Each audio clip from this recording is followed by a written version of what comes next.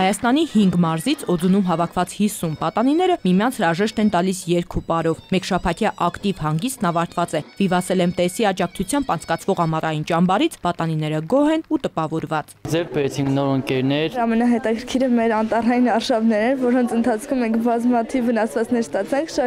սակայն շատ հետաքրքիր էր եւ ես տպավորված եմ։ Արշավներ ոչ միայն դեպի անտառ, այլև մարզի լքված ու մոռացված եկեղեցիներ։ Հայկական ճարտարապետությունն ուսումնասիրող կազմակերպության տնօրենը վստահ է, հայրենիքը չճանաչողն այն չի սիրի, կարտագաղթի։ 1000 օրինակով դա փորձված է։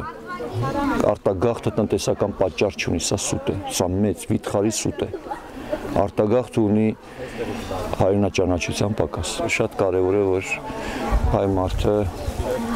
իր կածանները տրորի։ 7-օրյա ճամբարի նպատակը նաև մշակութային էր։ Երիտասարդները ծանոթացել են հուշարձաններին, լրագրողական ֆոտո եւ վիդեո նկարահանման միջոցով անդրադարձել դրանց պահպանման խնդիրներին։ Երեխաները, երբ որ ինքները գնում են եւ տեսնում են, կարծում եմ ավելի սրտացավ են լինում եւ ավելի լավ են հասկանում դրա անհրաժեշտությունը։ Ինտերակտիվ ժամանցային ծրագրերից բացի երեխաները 7 օրերի ընթացքում յուրացրեցին արվեստի, ճարտարապետության ու հայագիտության մասին գիտելիքներ։ Ազնիվ Կարապետյան, ժամը լրատվական։